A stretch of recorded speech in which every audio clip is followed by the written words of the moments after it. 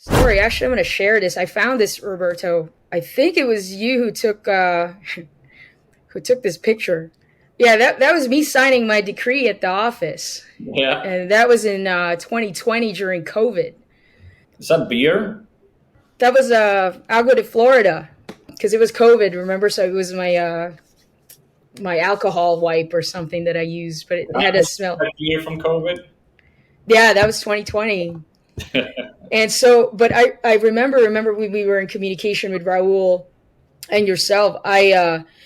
I didn't have even enough money to pay the fees, and this local Puerto Rican told me it's like the decree is for 15 years. It's basically you betting on yourself Correct. that you know your source you may have capital gains sourced while you live in Puerto Rico for the next 15 years. Like, it's you betting on yourself, so it's worth it. Figure out how to get the few $1,000s that I needed to get this decree. And so, I wasn't some rich person moving out here. I'm the same as everyone.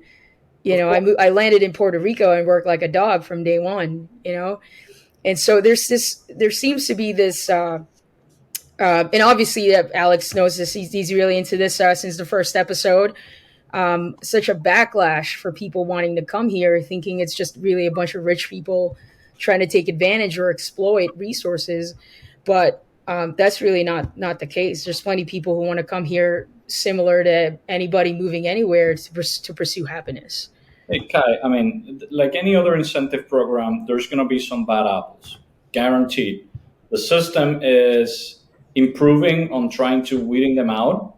A lot of decrees have been canceled for people that are not in compliance, that people are not actually residents, that they're not following the rules, and we will continue to weed them out. But it will continue to happen, and you cannot blame the entire program that is doing so much good for Puerto Rico because you have a couple of people here that, are not doing things the right way. Now, my biggest fight with the government in the past probably 6 or 7 years is every time they want to make this more expensive, because that's how the government wants to justify to the Puerto Rican people that it is okay, the program, right? Now they're donating 10 grand. Now they're buying a house.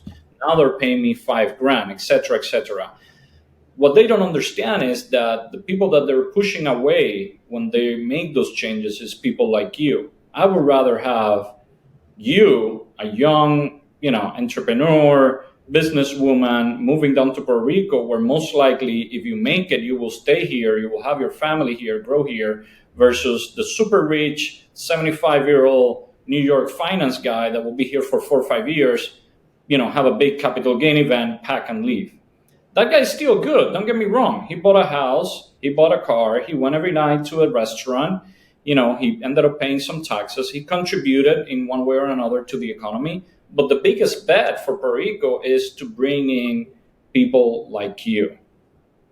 So if this program tomorrow they say now you have to donate 50 grand a year to non-for-profits, a lot of people like you are not going to be able to make it. And then they will make Yeah. this what they don't want it to be, exclusively for the super high net worth Yeah. individuals. I mean, 10 is already pushing it. I made it onto 5, but one of my favorite things to do at the end of every year is make that donation, hands down. I giggle every time I'm about to click send payment. And I donate to Rescate. I'm going to give them a shout out. They clean the beaches out in the west side. And every time I remember, even just this past December, I clicked that the pay button to pay my $5,000 donation, and it's one of my favorite things to do. I mean, you get to the 10, 20. If they change this, it'll kind of push me out.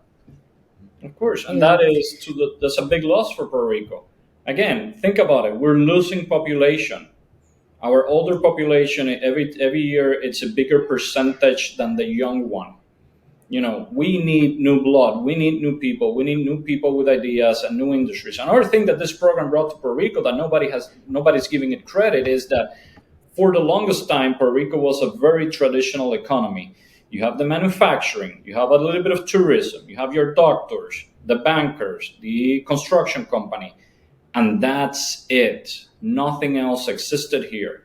Now, under the Act 2022, we started seeing hedge funds and financial advisors and online marketing guys and crypto. And all of these people are coming here, they're hiring talent. Call centers. We had very weak call centers back in the day, typical call centers. The ones that we have now, the training that these people receive, it's extremely valuable for Puerto Rico. And none of that would exist without this program, because there's no reason for them to come here if it's not for the aggressive, attractive incentives that we have put in place. I had this discussion with the other day with a,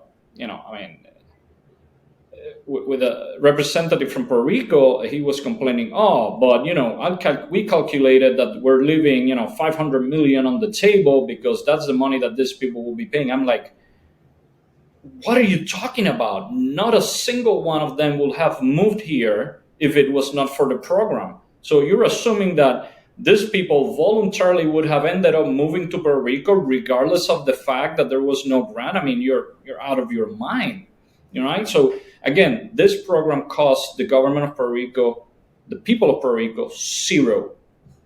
There's zero cost to us. It's all benefit. It's all benefit because we're bringing in more people. We need more people. It's bringing in new money from outside. It's giving bigger exposure to Puerto Rico. It's 100% to the benefit of the people in Puerto Rico.